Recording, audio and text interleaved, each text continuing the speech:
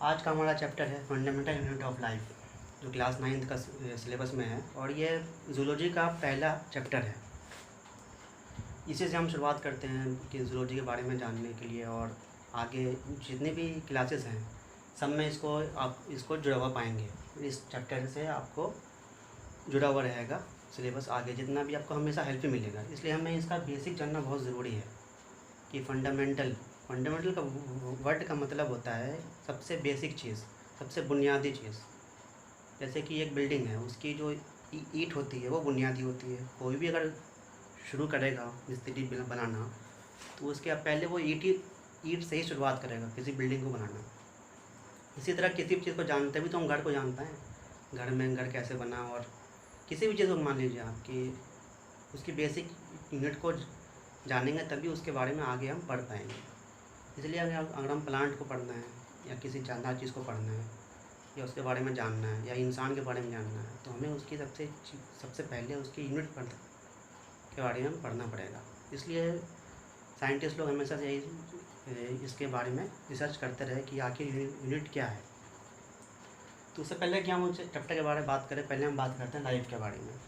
Life को हम एक डेफिनेशन साइंटिस्ट ने दिया है, और कह सकते हैं कि आज तक सब एक एग्जैक्ट डेफिनेशन नहीं कोई दे पाया है। बस ये क्या है, गुमान लगाया है कि ऐसा होगा तो ये लाइफ होगा, जानदार होगा, ऐसा होगा तो ये बेजान होगा। आप ही बताइए कि आप ऐसी कौन सी चीज़ें हैं जो आप बेजान चीज़ें नहीं कर सकती और जानदार चीज़ें कर सकती हैं। ठीक है, उसको डेफिनेशन में इसका डेफिनेशन यही है।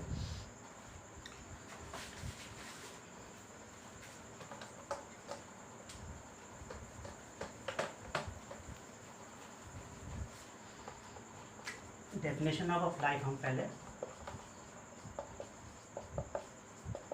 जानेंगे कि क्या होता है। ठीक है, तो इसमें कुछ वर्ड्स होते हैं जो मैं आपको बता रहा हूँ, उसको आप याद रखिएगा।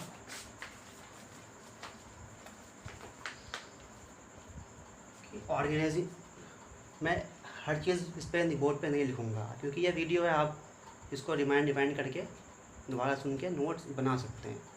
इसलिए मैं ज़रूरी बातें लिखूँगा इस पर, जो वर्ड्स होते हैं, जो वर्ड्स आपको याद करने हैं, और उसके बारे में डेफिनेशन आपको याद करना है आगे चल के। तो इसका डेफिनेशन कुछ इस तरह है कि organism are open systems that maintain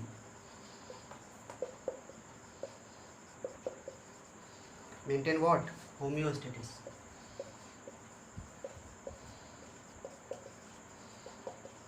तो पहला वर्ड हमारा है होम्योस्टेसिस। होम्योस्टेसिस से आप क्या समझते हैं? होम्योस्टेसिस ये का मतलब ये है कि ये to maintain the regulation of internal environment of a body to maintain constant state. मतलब कि आप आसान भाषा में कह सकते हैं कि हमारी बॉडी नॉर्मल टेम्परेचर क्या है, 37 डिग्री सेल्सियस है, या 98.6 या 4 डिग्री फ़ारेनहाइट।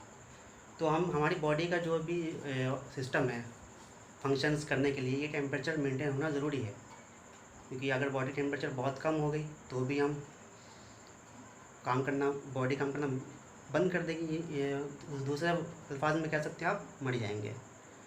और ज़्यादा टेम्परेचर हो गई, बहुत ज़्यादा हो गई, 37 से 50-60 हो गई, तब भी आप नहीं जी पाएंगे।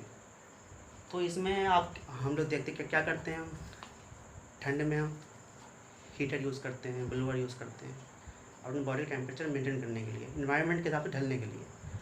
और गर्मी में क्या करते हैं, एसी चलाते हैं, कूलर पंखा चलाते हैं। चलिए मान लीजिए किसी ने कहा कि हम जो है मेंटेन बॉडी टेम्परेचर नहीं करेंगे। ये तो आपका वॉलंटरी तरीका था कि आपने हीटर चलाया, एसी चलाया, लेकिन बॉडी के अंदर इनवॉलंटरी चीज़ें भी होती हैं जो होम्योस्टेसिस मेंटेन करती हैं खुद ब खुद।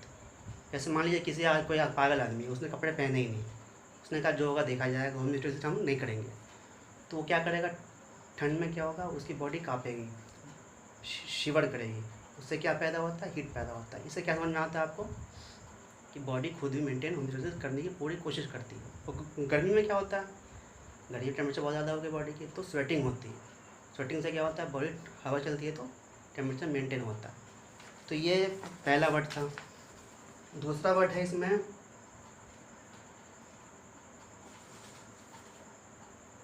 composed of cells।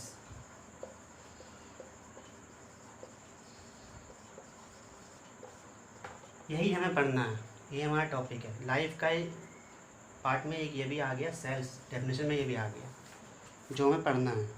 सेल्स मतलब कि पूरी बॉडी जो भी जानदार चीज़ें होंगी वो उसमें सेल्स होगा।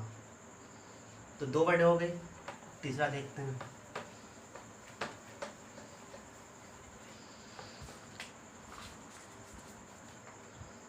तीसरा है have a life cycle.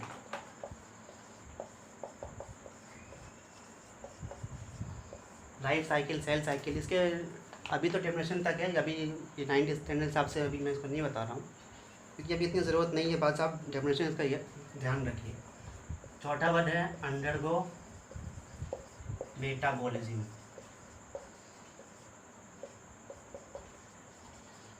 Metabolism भी 2 तरह के होते हैं, एनाबॉलिज्म और कैटाबॉलिज्म।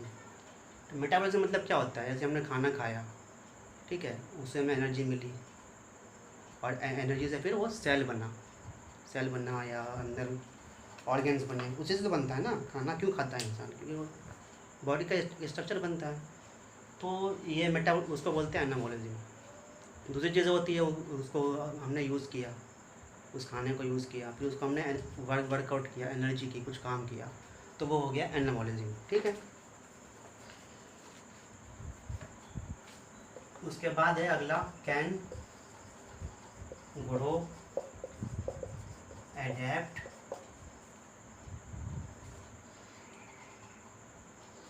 To environment. ये सब जो मैं बता रहा हूँ ये सारे जो है लाइफ की डेफिनेशन में आ रहा है। मतलब वो ग्रो भी करेगा, हमेशा सेम साइज तो रहेगा नहीं, हम सेल को ग्रोथ करेंगे तो ग्रो भी करेगा। अडेप्ट मतलब क्या होता है, उस जहाँ पे वो रह रहा है उस इन्वायरमेंट के हिसाब से वो उसमें ढल जाना, घुल मिल जाना। आगे इसके बारे में आप डिटेल में पढ़ेंगे इकोलॉजी में।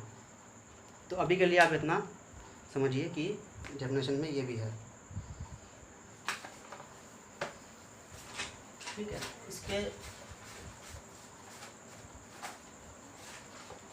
अगला वर्ड जो डेफिनेशन में आता है टू स्टिमुली।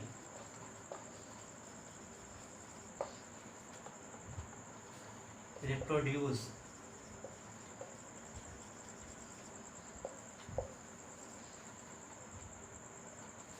And evolve. ये सब लाइफ के डेफिनेशन मतलब कह सकते हैं आप, ये सब चीज़ें आपको नॉन लिविंग थिंग में नहीं मिलेंगी। स्टिमुली मतलब रिस्पॉन्स देना, कुछ भी आपने जैसे किसी को आपने मारा तो वो रिफ्लेक्शन में एक्शन में करेगा, आपने सुई चबोया तो वो हटाएगा अपना हाथ, समझ रहे हैं ना। स्टिमुली उसे बोलते हैं। फिर रिप्रोड्यूस मतलब एक से दूसरा, मतलब आगे जनरेशन चलना, एक सेल से दूसरा सेल बनना, एक ऑर्गेनिज्म दूसरा ऑर्गेनिज्म बनना, रिप्रोड्यूस। उसके बाद इवॉल्व मतलब कि अब उसमें नई नई चीज़ें आना, जैसे कि इंसानों में तो नहीं कह सकते आप, और दूसरे प्लांट्स में उसमें कुछ नई नई चीज़ें आती हैं जनरेशन पे, वो समझेंगे आप आगे चल के, बॉटनी में पढ़ेंगे इसको तो, ठीक है। लेकिन कुछ ऐसी बातें हैं जैसे ये सब तो है सेलुलर लाइफ के बारे में बताया मैंने, सब सेलुलर में जिस चीज़ सेल को जहाँ जहाँ होता है जिस ऑर्गेनिज्म में, वो उसकी बातें बताई। लेकिन लाइफ जो है वो नॉन सेलुलर चीज़ों में भी पाई जाती है, जैसे क्या वायरस जैसे आप जानते ही होंगे आजकल।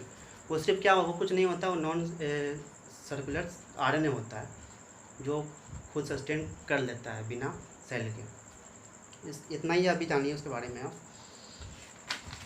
आगे पढ़ते हैं, जो हमारा मेन टॉपिक है सेल। सेल क्या है? तो सेल जो है, पहले मैं आपको इसका डेफिनेशन बता देता हूँ ताकि उसके हिसाब से फिर मैं आगे आपको समझा सकूँ। सेल जो इसका बेसिक डेफिनेशन है, cell is the structural functional and biological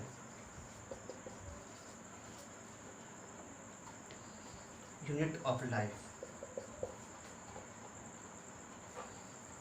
और ऑल नॉन ऑर्गेनिज्म, दोनों कह सकते हैं आप, ठीक है। तो यहाँ डेफिनेशन से हमें 3 चीज़ें मालूम पड़ी। सेल जो है एक स्ट्रक्चरल है, फंक्शनल है और बायोलॉजिकल है। स्ट्रक्चरल मतलब हमें सेल से ही स्ट्रक्चर बनता है बॉडी का, यूनिट तो पहला वही है। ईंट से ईंट जुड़ेगी तो घर बनेगा, सेल से सेल जुड़ेगा तो बॉडी का स्ट्रक्चर बनेगा, ऑर्गन बनेगा, ठीक है। दूसरा है क्या, फंक्शनल है, हर सेल का एक फंक्शन होता है। सेल जो है फंक्शन करवाता है, जैसे बॉडी में अलग अलग ऑर्गन है, हमारा हार्ट है, उसका काम है पंप करना ब्लड को, किडनी है प्यूरिफाई करता है ब्लड को, तो हर सेल के इस हिसाब से फंक्शन है, ठीक है। तो सेल इस तरह से समझ सकते हैं आप कि आप मान लीजिए एक झोपड़ी है, उसका ईंट कैसा होगा, और एक 5 स्टार बिल्डिंग है, उसका ईंट कैसा होगा, दोनों का ईंट अलग अलग है। और मैं झोपड़ी की ईंट को लगा उठा के 5 स्टार बिल्डिंग के ईंट में जोड़ दूँ तो क्या वो सेम दिखेगा? नहीं दिखेगा। क्यों? कि वो इस ईंट का काम सिर्फ वहीं कर सकता है, उसी घर के लिए है, ठीक है। ये आप, मैं समझाने के लिए बता रहा हूँ ऐसा, वो करना चाहता हो कर लीजिए, हो सकता है वहाँ पर मेंटेन करके आप ईंट उसको उस तरह कर लें। इसी तरह मैं क्या चाह रहा हूँ कि अगर ये एक सेल है जो लीवर का है और एक सेल है जो हार्ट का है, तो आप लीवर के सेल को बोलेंगे कि हार्ट का काम करो तो वो नहीं करेगा। क्यों नहीं करेगा? कि वो हर, इसका मतलब क्या है कि हर एक सेल क्या है, कैरेक्टरिस्टिक है, वो अपना ही काम करेगा, जो उसको काम बताया गया नेचर में, ठीक है। हर ऑर्गेनिज्म का अपना ही वो सेल है, समझे आप? तो ये मतलब एक सेल भी क्या कह सकते हैं आप, ये एक कैरेक्टरिस्टिक भी फंक्शन करता है वो, ठीक है।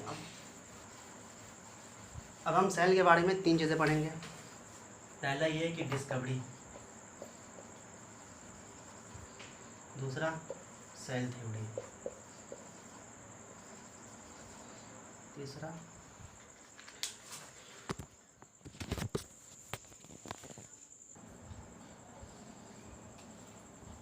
तो ये अब 3 चीज़ें हमें पढ़नी है, discovery of cell, cell theory and cell type. अभी तक मैंने आपको ये बताया कि हम चैप्टर कौन सा पढ़ रहे हैं, क्या पढ़ रहे हैं और क्यों पढ़ रहे हैं। अब हम पीछे आते हैं कि डिस्कवरी कैसे हुई सेल की। तो 1665 में एक रॉबर्ट हुक साइंटिस्ट हैं, तो उन्होंने जो है उन्होंने पेपर निकाले, पेपर लिखाया जाता है। कोई भी ये साइंटिस्ट कहते हैं ना कि हम साइंटिस्ट ने ये कहा, साइंटिस्ट कहीं अनाउंस नहीं करता है चिल्ला के, ढिंढोरा पीट के, वो लिखता है पेपर में अपने, जो पब्लिश करता है, उसको बाकी साइंटिस्ट लोग पढ़ते हैं, उसको फिर अप्रूव करते हैं। तो रॉबर्ट हुक ने 1665 में अपनी किताब लिखी माइक्रोग्राफिया। उसमें उन्होंने 60 से ऊपर ऑब्जर्वेशन दिए अपने। एक ऑब्जर्वेशन उसमें ये बताया उन्होंने कि उन्होंने कॉर्क, लकड़ी का कॉर्क लिया, हल्का सा सैंपल लिया उन्होंने देखा, अपना ही उन्होंने एक माइक्रोस्कोप बनाया था। तो उन्होंने देखा उसमें कॉर्क को बड़े माइक्रोस्कोप में, तो उन्हें जैसे मॉन्क उस ज़माने मॉन्क रहते थे जिस घर में जिसमें चैम्बर्स होते थे और 6 कोने होते थे, तो उन्हें उस तरह का दिखा, चैम्बर्स अलग अलग छोटे छोटे रूम कह सकते हैं आप, इसलिए उसको सेल कहते हैं कि सेल का मतलब एक रूम, छोटा रूम होता है। तो उन्होंने उनको उसका नाम ही सेल दे दिया। सेल का मतलब क्या, कौन एक वर्ड से बना है, लैटिन वर्ड से ही बना है सेल, सेलुलर वर्ड है लैटिन, उसका मतलब होता है स्मॉल रूम। तो उसको ये भी कह सकते हैं कि बी हाइव की तरह, कुछ किताबों में कहा है कि बी हाइव की तरह दिखा वो। तो जो भी दिखा वो मतलब वो इस तरह का 6 कोने वाला जो है, जो भी ये 6 कोना वाला है, इस तरह का जैसे बेंजीन रिंग की तरह वो दिखा एक साथ, एक पे एक। तो ये पहली बार किसी साइंटिस्ट ने जो सेल के बारे में, जो सेल नाम दिया और सेल के बारे में देखा, वो थे रॉबर्ट हुक साहब। तो उनका जो कंपाउंड माइक्रोस्कोप था, उन्होंने उसमें ना तो कोई मूवमेंट देखा उस सेल में, ना ही उनको कोई ऑर्गेनेल दिखा कि सेल के अंदर कुछ है भी। तो उसने एम्प्टी सेल देखे, मतलब एम्प्टी रूम्स, ना उन्होंने सेल वॉल देखा, ना उन्हें ऑर्गेनेल कुछ नहीं दिखाई दिया उनको उनके कंपाउंड माइक्रोस्कोप में, ठीक है। तो उन्होंने ये बातें कही, तो उन्होंने कहा कि सेल अलाइव नहीं है क्योंकि उसमें कुछ मूवमेंट दिखा ही नहीं। तो कुछ लोग कहते हैं कि डेड सेल पे ही किया, सेल तो डेड कॉर्क है वो आखिर, ठीक है, डेड सेल, लेकिन उनको कुछ भी अलाइव नहीं दिखा। कुछ सालों बाद जो है एक और साइंटिस्ट हैं एंटोन वैन लीeuwenhoek, जैसा कि जानते होंगे ये इन्होंने ही माइक्रोस्कोप को इन्वेंट भी किया था। तो इन्होंने जो कंपाउंड माइक्रोस्कोप बनाया वो जो रॉबर्ट हुक साहब का माइक्रोस्कोप था वो उसके लेंस जो उसने चेंज किया 300 फोल्ड गुना, मतलब 270x भी कह सकते हो, 300 फोल्ड प्लस लेंस लगाया उन्होंने और उन्होंने फिर देखा। उन्होंने जो उनका पेपर था उन्होंने लेटर लिखा द रॉयल सोसाइटी में, उन्होंने अपनी ऑब्जर्वेशन बताई। उन्होंने सिर्फ एक सेल के बारे में नहीं, काफ़ी चीज़ों के बारे में उन्होंने एंटरमैन ने बताया था उस समय। 1676 की बात है। तो उन्होंने जो है उनको कुछ किताबों में लिखा है, हमारी किताबों में लिखा पॉन्ड वाटर में उन्होंने किया, पॉन्ड लेक का जो सिंपल वाटर उन्होंने लिया, उन्होंने माइक्रोस्कोप में देखा। तो उसमें उन्होंने मूवमेंट मोटिलिटी देखा कि उसमें कुछ जिंदे की मोटिलिटी है, तो मतलब वो मूवमेंट कर रहा है, मतलब जिंदा है वो। तो उन्होंने कहा था कि वो लाइव सेल्स उन्होंने देखा पहली बार। ठीक है, तो उन्होंने उनको नाम दे दिया एनिमल्क्यूल्स। सेल को नाम क्या दिया कि एनिमल्क्यूल्स है, ये मूवमेंट हो रहे हैं इसके अंदर, ये एनिमल्क्यूल्स हैं। प्रोटोजोआ और बैक्टीरिया दोनों को उन्होंने बताया था, दोनों यूनिसेलुलर ऑर्गेनिज्म थे। और यही साइंटिस्ट है जिन्होंने पहली बार रेड ब्लड सेल का डिस्क्रिप्शन ही बताया था। बैक्टीरिया का डिस्कवर भी किया था। कौन सा बैक्टीरिया का? ऑक्स के टंग के, ऑक्स का टंग होता है, उन्होंने साइंस ऑफ टेस्ट जानने के लिए उन्होंने उसको देखा, उस पर स्टडी करी, तो उन्होंने बताया कि हाँ ये बैक्टीरिया है। फिर उन्होंने पेपर वाटर मतलब यही पॉन्ड वाटर के बारे में बताया। और इन्होंने ही पहली दफ़ा बताया स्पर्म सेल होते हैं ह्यूमन और एनिमल्स में। स्पर्म सेल उन्होंने बताया कि स्पर्म सेल्स नाम की एक चीज़ होती है।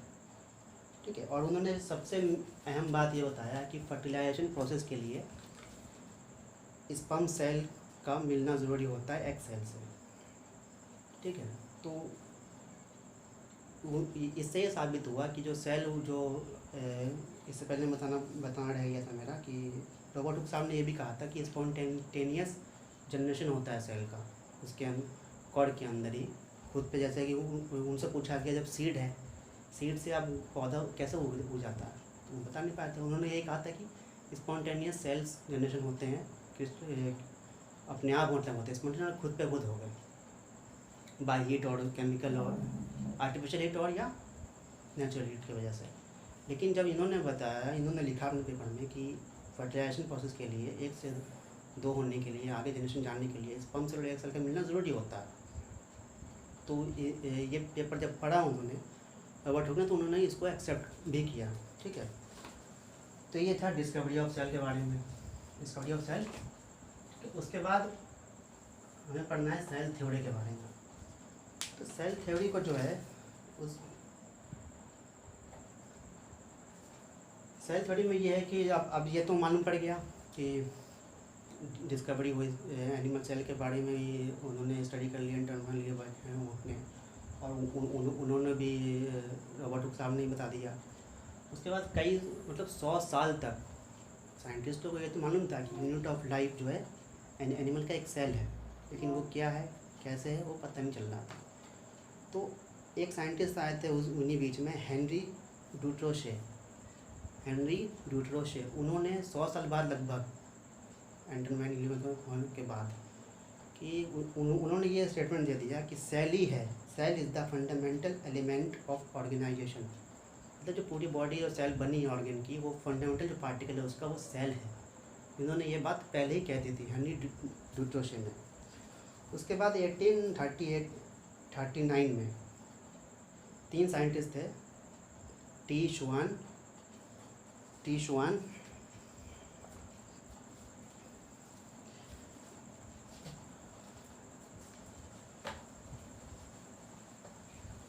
सेल थ्योरी में जो हमें मेन 3 साइंटिस्ट के बारे में बनना है वो है टी शुआन। ठीक है, दूसरा है एमजे शील्डन,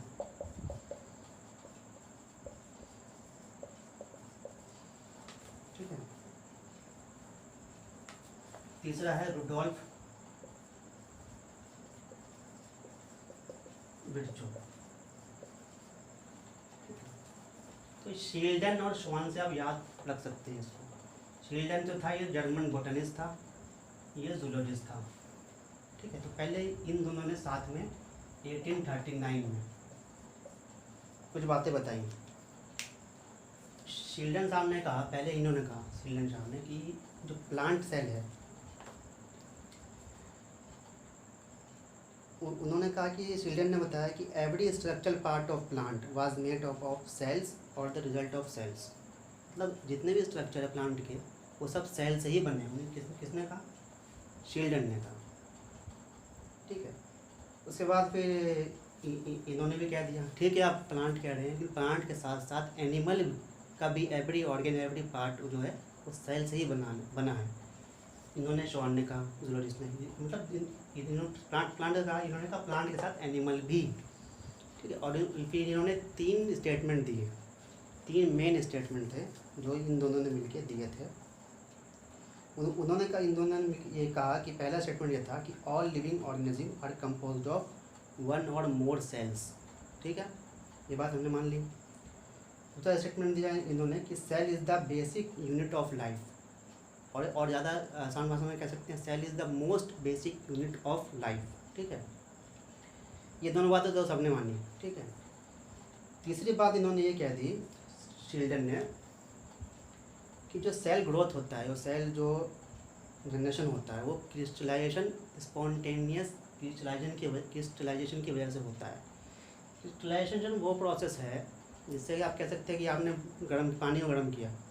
ठीक है। अब ऊपर एक आपने पाइप लगा दी और पाइप से आपने दोनों तरफ उसको पाइप को एकदम टेम्परेचर इसका बहुत कम रखा, 0 के पास, मतलब ठंडा रखा। तो जब गर्म धुआं भाप गया, स्टीम गई ऊपर से, तो उसमें वो ठंडा हो गया एकदम से। ठंडा होने के बाद क्या होगा, उसमें जो चिपक जाती है, उसके जो ड्रॉपलेट्स होती है वो बर्फ बन के चिपक जाती है, इसे ही बोलते हैं क्रिस्टल्स। तो ये कहते हैं कि ये सेल भी ऐसे जनरेशन हुआ है। तो ये 3 स्टेटमेंट थे। पहली 2 स्टेटमेंट तो सबने मानी। तीसरी स्टेटमेंट क्या हुआ, 1850s में 3 लोग आए,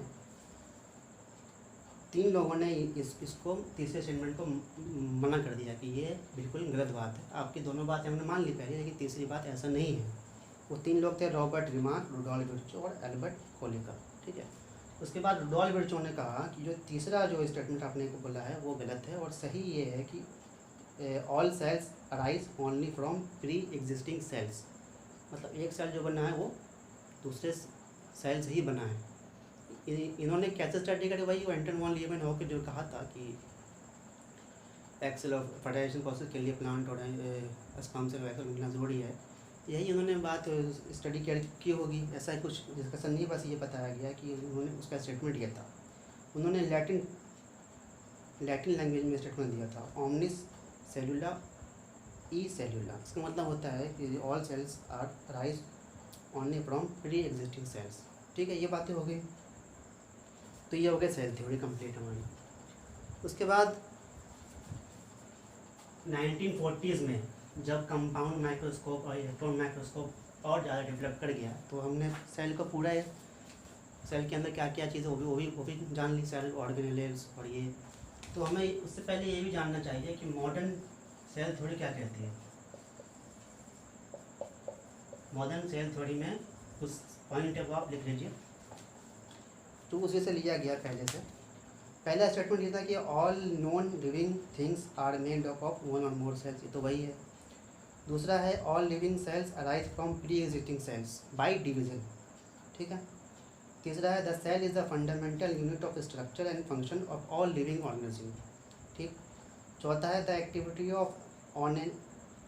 of an organism depends on the total activity of independent cell. वही मैंने कहा कि एक सेल मिल के जो काम करेंगे वो सब मिल के फिर वही पूरा काम पूरा ऑर्गन का सेम काम करेंगे। Energy flow, metabolism and biochemistry occurs within cells. मतलब एनर्जी फ्लो जो होती है और बायोकेमिस्ट्री की जितनी भी उसमें मेटाबॉलिज्म होती है वो सब सेल के अंदर ही होती है। Cell contain DNA which is found specifically in the chromosome. DNA का आप क्रोमोजोम वो पढ़ेंगे बाद में, आप स्टेटमेंट आप लिख लीजिए मॉडर्न सेल थ्योरी का कि cell contain DNA which is found specifically in the chromosome and RNA found in the cell nucleus and cytoplasm। ठीक है। 7वां लाइन है all cells are basically the same in chemical composition in organism of similar species। ये सारी बातें हैं जिसको आपको लेके चलना ही आगे, ये मॉडर्न सेल थ्योरी का कहना है। उसके बाद हम ये सेल टाइप के बारे में पढ़ेंगे। तो सेल टाइप में जो हमें पहले समझना है कि ऑर्गेनिज्म कितने टाइप के होते हैं। एक होता है यूनिसेल्युलर ऑर्गेनिज्म, यूनी सेल्युलर मतलब क्या है, यूनी मतलब एक सेल। दूसरा है मल्टी सेल्युलर ऑर्गेनिज्म। मैं ऑर्गेनिज्म कह रहा हूँ, सेल नहीं कह रहा हूँ, ये ध्यान देना आपको। तो यूनिसेल्युलर और मल्टी सेल्युलर में क्या फ़र्क है? यूनिसेल्युलर मतलब कि एक ही सेल होता है, जैसे अमीबा, पैरामोसियम, क्लेमाइडोमोनास, उसमें वो ऑर्गेनिज्म भी हो गया। कैसे? क्योंकि वो उसने उसके एक ही सेल ने सारे फंक्शन कर दिए, एक्सक्रीशन, रेस्पिरेशन, ठीक है, सर्कुलेशन, सारे फंक्शन जो है वो यूनिसेल्युलर ऑर्गेनिज्म में एक ही सेल करता है, ठीक है, वो एग्जिस्ट एक सेल से ही कर सकता है। दूसरा है मल्टी सेल्युलर ऑर्गेनिज्म, जैसे इंसान हो गए, प्लांट हो गए, एनिमल हो गए, वो एक सेल से काम नहीं करेगा, एग्जिस्ट नहीं करेगा। उसके लिए सब सेल को एक साथ काम करना है, जैसे कि लंग भी काम करना है, आपका लंग्स भी काम करना है, लीवर भी काम करना है, हार्ट भी काम करना है, सब में अलग अलग सेल है, लेकिन सब एक साथ काम करते हैं तभी तो एग्जिस्ट करता है। तो ये हो गए दो बातें। उसके बाद सेल जो है दो चीज़ों में बांटा गया। तो ये तो हमने पता है कि लाइफ एग्जिस्ट कैसे करती है। तो लाइफ की पहले सबसे पहले एग्जिस्ट जो सर्च हुआ था, सबसे पहले कहते हैं लोग कि बैक्टीरिया आया, ठीक है, बैक्टीरिया, आर्के, ठीक है। उसके बाद इंफॉर्मेशन होते होते फिर एनिमल, प्लांट, ठीक है। तो जब भी मैं कहूँ पुरानी ज़िंदगी, पुराना लाइफ, ये और ये पुराने होंगे। तो ये मैंने इसलिए बताया आपको कि अगला जो सेल टाइप जो डिफ्रेंशिएट किया गया वो दो तरह के बताए गए हैं बाय नेचर। अगर सेल टाइप देखा जाए तो दो तरह के हैं, एक है प्रोकैरियोटिक और दूसरा यूकैरियोटिक। इसका मतलब जान लेते हैं। प्रो मतलब होता है प्रीमिटिव, प्रीमिटिव मतलब भाई ओल्ड, मैंने कहा ना ओल्ड, और मतलब बैक्टीरिया आर्के जो पहले वाले, ठीक है। कैरियो मतलब होता है न्यूक्लियस जो सेंटर में होता है, ठीक है। यूकैरियोट, यू मतलब ट्रू, कैरियो मतलब न्यूक्लियस। तो इसे क्या समझ में आता है इस नाम से हमें कि प्रो मतलब प्रीमिटिव न्यूक्लियस, ट्रू न्यूक्लियस। मतलब इसमें प्रोकैरियोटिक जो सेल होंगे तो जैसे बैक्टीरिया और आर्के दो ही है, और तो उसमें प्रीमिटिव न्यूक्लियस मतलब न्यूक्लियस जो है वेल डेवलप नहीं होंगे। इससे क्या समझ में आता है आपको? न्यूक्लियस के अंदर क्या क्या बताया था मैंने कि क्रोमोसोम्स होते हैं, डीएनए होते हैं, आरएनए होते हैं, वो सब क्या होंगे? वो सब सेल के बाहर ही होंगे, मतलब सेल में ही फैले होंगे, वेल डेवलप नहीं होंगे, उनका कोई बाउंड्री नहीं होगा न्यूक्लियस का। लेकिन यूकैरियोटिक में क्या है, उसका बाउंड्री है, न्यूक्लियर मेम्ब्रेन है, सब कुछ वेल डेवलप है, अंदर है, ठीक है। सेल के उस न्यूक्लियस के अंदर डीएनए है, क्रोमोसोम है, ठीक है। तो ये दो बातें हो गई। अब जो है मैंने कहा था आपको कि सेल के अंदर न्यूक्लियस भी है, ठीक है, और जो बाकी जो एरिया है एक तो बाउंड्री हो गई सेल मेम्ब्रेन, और बीच में क्या प्रोटोप्लाज्म, साइटोप्लाज्म। तो इन चीज़ों को भी उससे पहले साइंटिस्ट ने, एक साइंटिस्ट है रॉबर्ट ब्राउन, उन्होंने न्यूक्लियस बताया कि न्यूक्लियस है सेल के अंदर भी एक सेंटर है जो वहाँ जहाँ न्यूक्लियस होता है, ठीक है। और एक प्रोटोप्लाज्म जो आपके पुरकिंज, एक साइंटिस्ट का नाम था, इन्होंने वर्ड दिया था प्रोटोप्लाज्म कि जो फ्लूइड लाइक एरिया है सेल का न्यूक्लियस के अलावा, वो प्रोटोप्लाज्म कहते हैं उसको, ठीक है। तो आज के लिए इतना काफ़ी है, और इसके आगे हम प्रोकैरियोटिक का स्ट्रक्चर, यूकैरियोटिक का स्ट्रक्चर पढ़ेंगे आगे। सेल के अंदर क्या क्या ऑर्गेनेल्स हैं, जो कंपार्टमेंट है, जो अलग अलग काम करते हैं, सब उसके बारे में पढ़ेंगे, सेल ऑर्गेनेल के बारे में पढ़ेंगे, ठीक है। तो ये आपको आप स्टडी थोड़ा इसका फ्रेश करिएगा अपना, कुछ पढ़ के आइएगा ताकि आपको और अच्छे समझ में आए, ठीक है। ठीक है, आज के लिए इतना ही है।